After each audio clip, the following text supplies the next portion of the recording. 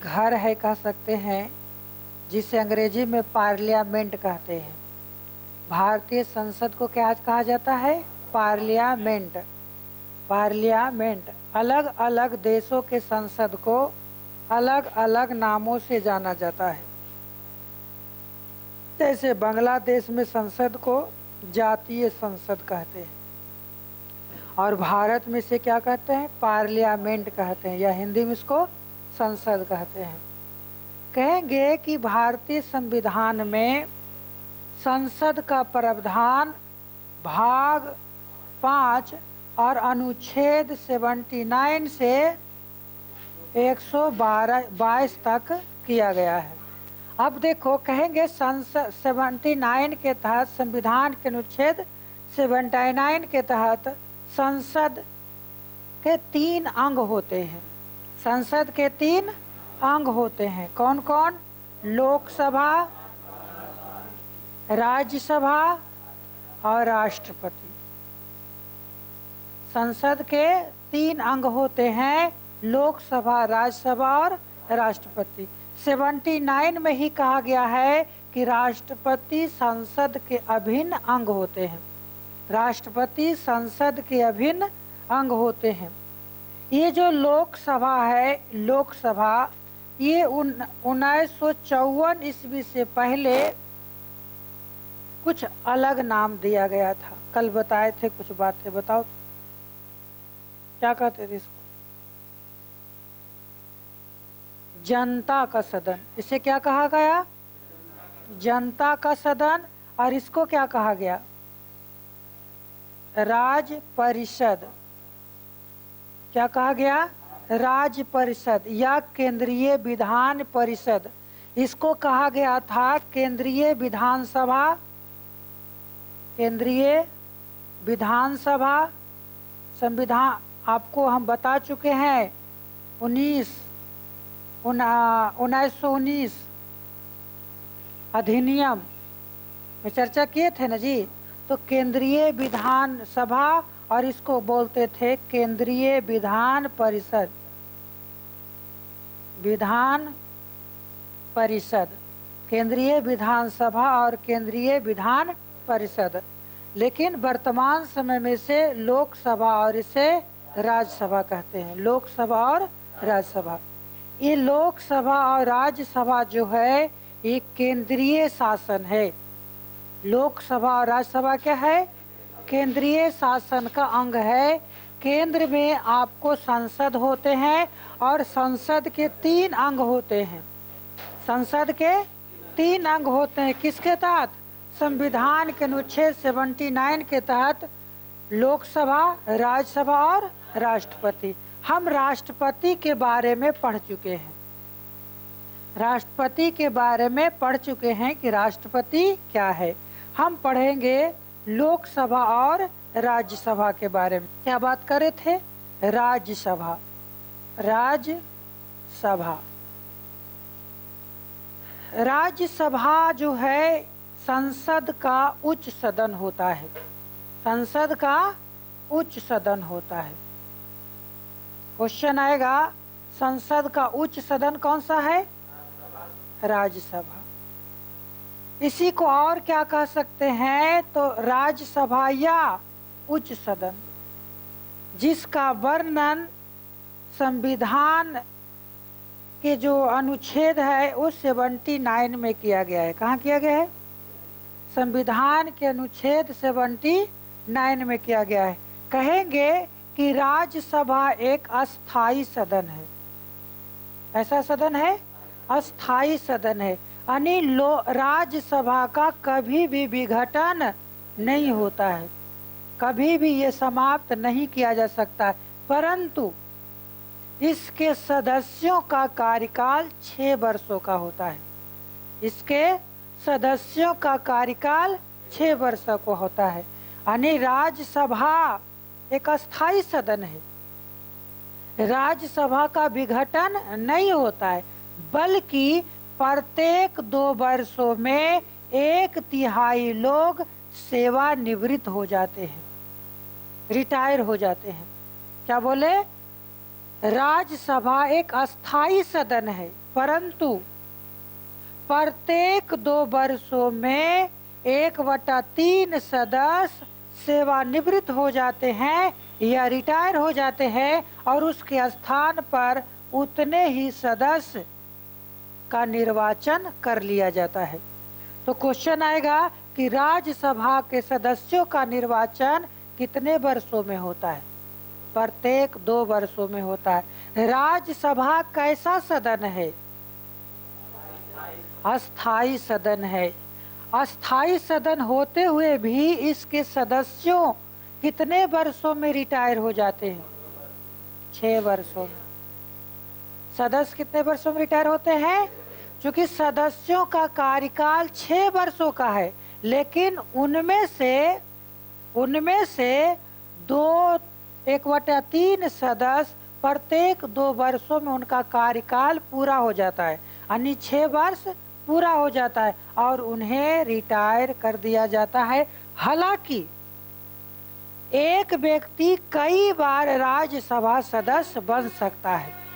उसका संविधान में कोई जिक्र नहीं किया गया है कि कोई अगर राज्यसभा का सदस्य बनता है तो 1 ही बार बनेगा या 2 ही बार बनेगा या 3 ही बार बनेगा, कितने बार भी बन सकता है। राज्यसभा सदस्य कितने बार भी निर्वाचित हो सकता है। इसके बाद हम चर्चा किए हैं कि राज्यसभा की संरचना, क्या कहेंगे? राज्यसभा की संरचना। राज्यसभा की संरचना का जो प्रावधान किया गया है उस संविधान के अनुच्छेद 80 में किया गया है। कहाँ? संविधान के अनुच्छेद 80 में किया गया है। संविधान के अनुच्छेद 80 के तहत कहा जाता है कि राज्यसभा में कुल सदस्यों की संख्या 250 होगी। राज्यसभा में कुल सदस्यों की संख्या 250 होगी। इन 250 सदस्यों में से वर्तमान समय में 245 सदस्यों का ही निर्वाचित होता है। वर्तमान समय में राज्यसभा में कितने सदस्य? अच्छा, किसको किसको पता चल रहा है कि राज्यसभा कहाँ होते हैं? केंद्र में। अभियो का है ये, क्या है? केंद्र में। ये संसद की बात करेंगे, संसद का अंग होता है राज्यसभा। राज्यों में विधान सभा होते हैं और विधान परिषद होते हैं, और केंद्र में राज्यसभा होते हैं और लोकसभा होते हैं। तो राज्यसभा कहाँ है? दिल्ली में, संसद भवन में। दिल्ली में संसद भवन में।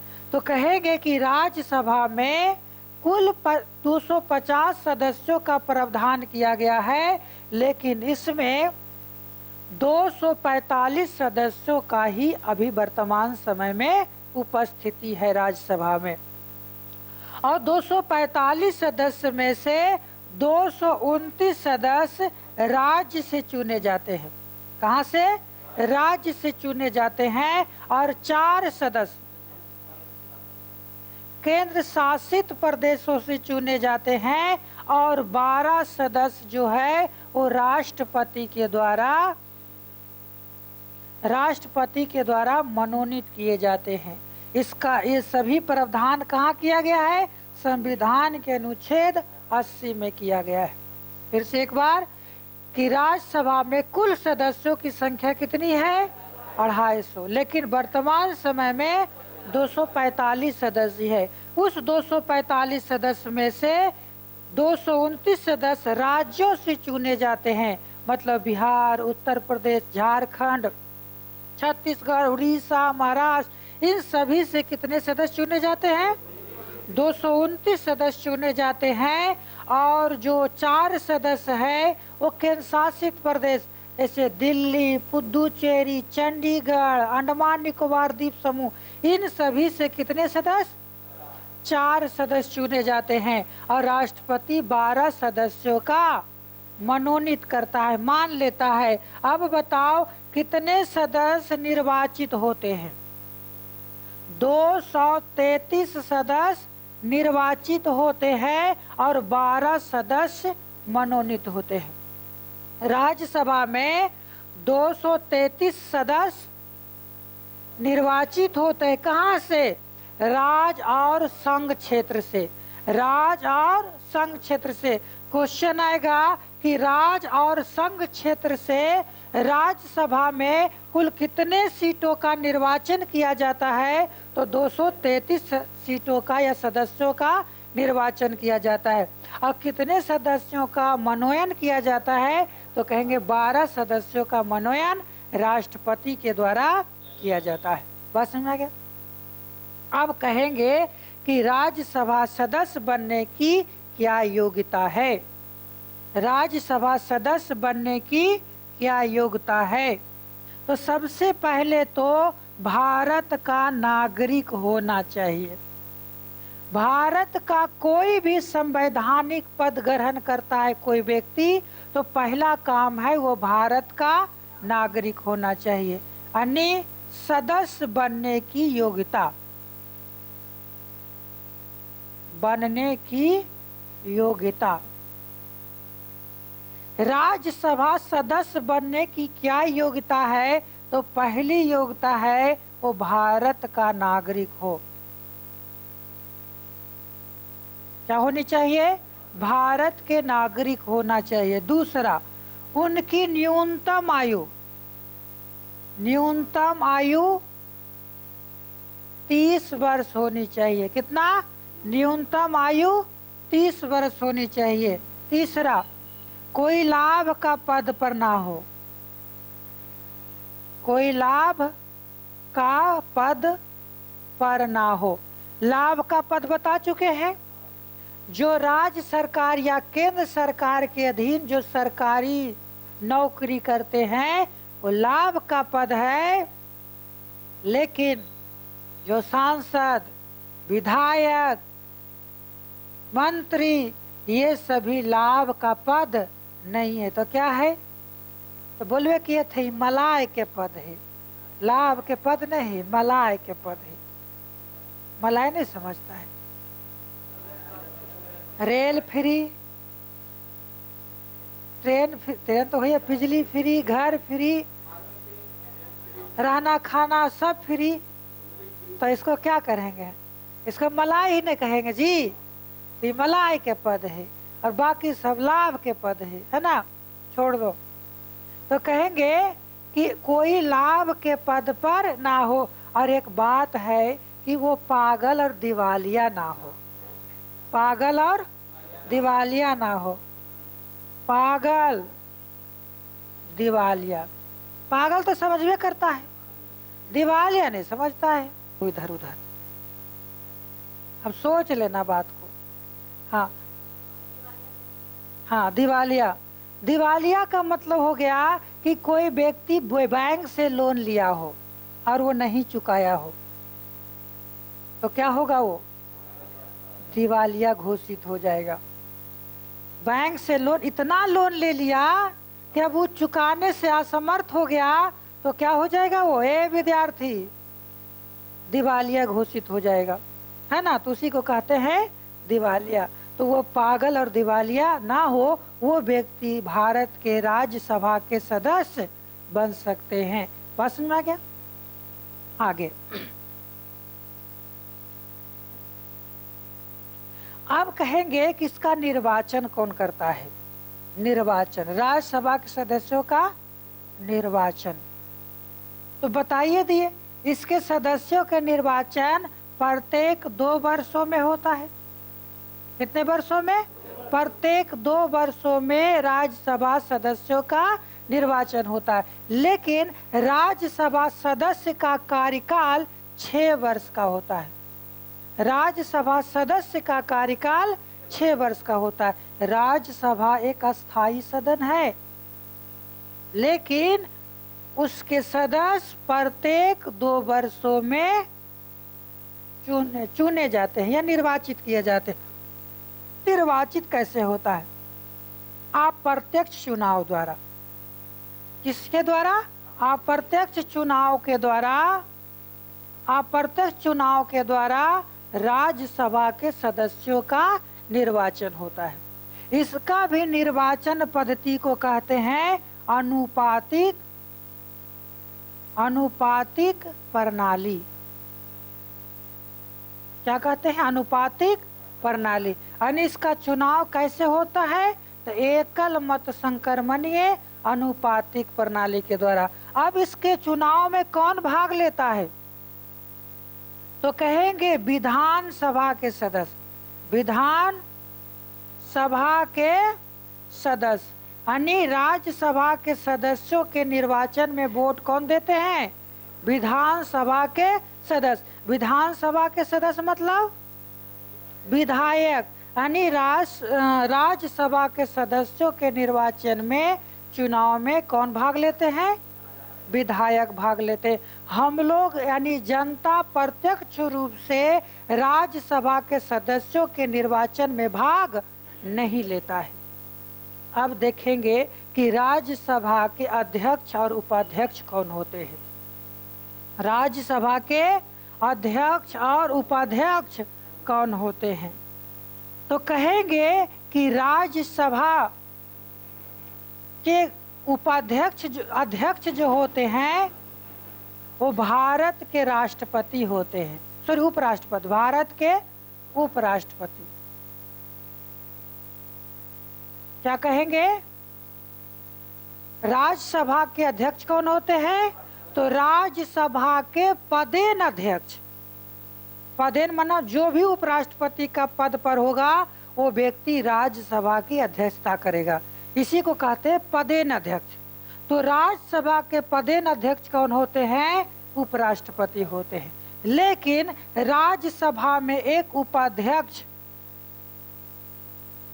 उपाध्यक्ष भी होते हैं, जो इसका निर्वाचन राज्यसभा अपने सदस्यों को ही एक व्यक्ति को कर लेता है। यानी राज्यसभा में जितने सदस्य हैं उन सभी सदस्य मिल करके एक व्यक्ति को राज्यसभा के उपाध्यक्ष नियुक्त करते हैं या निर्वाचित करते हैं। अध्यक्ष जो है, जब अध्यक्ष नहीं होते हैं, उपराष्ट्रपति नहीं होते हैं, तो उसके स्थान पर उपाध्यक्ष कार्य करते नहीं, राज्यसभा की अध्यक्षता करते हैं। और जब उपराष्ट्रपति राज्यसभा की अध्यक्षता करते हैं तो उपाध्यक्ष आम सदस्य के रूप में संसद में बैठते हैं। आम सदस्य के रूप में संसद यानी राज्यसभा में बैठते हैं। यानी उस समय वो उपाध्यक्ष नहीं होते हैं। जैसे सब सदस्य बैठते हैं उसी प्रकार से ये भी बैठते। लेकिन जब उपराष्ट्रपति अगर कार्यवाहक राष्ट्रपति के कार्य करते हैं या किसी अन्य कार्यों को करते हैं या अनुपस्थित है, तो उस स्थिति में जो है उपाध्यक्ष जो है कि राज्यसभा की अध्यक्षता, यहाँ तक कल बता दिए थे। इसके बाद देखना है कि राज्यसभा का कौन कौन से कार्य एवं शक्तियां प्रदान की गई है। राज्यसभा की कार्य एवं शक्तियां आपको बता चुके हैं कि राज्यसभा एक अस्थायी सदन है, इसका कभी भी विघटन नहीं होता है, लेकिन प्रत्येक 2 वर्षों में इसके सदस्यों का चुनाव होता है। कितना? 1/3 सदस्यों का निर्वाचन होता है। तो कहेंगे आगे राज्यसभा के कार्य एवं शक्ति। कार्य एवं शक्ति, राज्यसभा के कार्य एवं शक्ति। कहेंगे कि राज्यसभा एक उच्च सदन है। राज्यसभा क्या है? उच्च सदन है और इन्हें इसके लिए जो है निम्नलिखित कार्यों को सौंपा गया है। क्या क्या करते हैं? तो पहली बात जो करते हैं वो राष्ट्रपति, उपराष्ट्रपति के चुनाव में भाग लेते हैं। कहाँ भाग लेते हैं? चुनाव में भाग लेते हैं। राष्ट्रपति, उपराष्ट्रपति के चुनाव में भाग लेते हैं। इसके सदस्य भाग लेते हैं ना जी, है ना। दूसरा काम क्या है? लोकसभा के साथ मिलकर किसी विधेयक को पारित करते हैं। किसी विधेयक को पारित करते हैं। कोई विधेयक होता है तो उसे लोकसभा के साथ साथ राज्यसभा में भी पारित करवानी होती है, लेकिन एक छोड़कर, वो है धन विधेयक। धन विधेयक, धन विधेयक पर राज्यसभा इस पर कोई अधिकार नहीं है। यानी धन विधेयक को राज्यसभा में पारित नहीं करवाई जाती, सिर्फ और सिर्फ लोकसभा में पारित किया जाता है। और बाकी अन्य जो विधेयक होगा वो लोकसभा और राज्यसभा दोनों में पारित करवाना होता है। तो पहला है उपराष्ट्रपति और राष्ट्रपति के चुनाव में भाग लेते हैं। दूसरा, लोकसभा के साथ मिलकर किसी विधेयक को पारित करते हैं। और इसमें अगर कार्य की बात करेंगे तो राज्यसभा को कुछ विशेषाधिकार भी प्राप्त है। राज्यसभा को कुछ विशेष अधिकार प्राप्त है। वो विशेष अधिकार क्या है? तो संविधान के अनुच्छेद 249 के तहत अगर कोई राज्य सूची का विषय है तो उसे राष्ट्रीय स्मारक के रूप में घोषित कर सकता है। अगर कोई विषय राज्य सूची का विषय है या कोई स्मारक है राज्यों का, तो उसे केंद्र का स्मारक या राष्ट्रीय स्मारक घोषित कर सकता है। एक और विशेषाधिकार है कि भारत में नए अखिल भारतीय सेवा की स्थापना कर सकता है। क्या कहे? नए अखिल भारतीय सेवा की स्थापना कर सकता है। ये नई अखिल भारतीय सेवा क्या है? जैसे संघ लोक सेवा आयोग है, राज्य लोक सेवा आयोग है, निर्वाचन आयोग है, वित्त आयोग है ना? तो ये सभी का निर्वाचन कौन करता है? यानी ये जो आयोग है इसमें विशेषाधिकार किसे प्राप्त है? तो राज्यसभा को। और इस प्रकार के एक नए आयोग का भी गठन कर सकता कौन? राज्यसभा। ये अधिकार लोकसभा को प्राप्त नहीं है। ये अधिकार लोकसभा को प्राप्त नहीं है। लोकसभा नए अखिल भारतीय सेवा की स्थापना नहीं कर सकता। कौन कर सकता है? सिर्फ और सिर्फ राज्यसभा कर सकता है। जिस प्रकार से धन विधेयक पर विशेषाधिकार है लोकसभा का, उसी प्रकार से राष्ट्रीय स्मारक घोषित करना, दूसरा नए अखिल भारतीय सेवा की स्थापना करना किसका एक अधिकार है? तो राज्यसभा का एक अधिकार है। बस समझ में आ गया?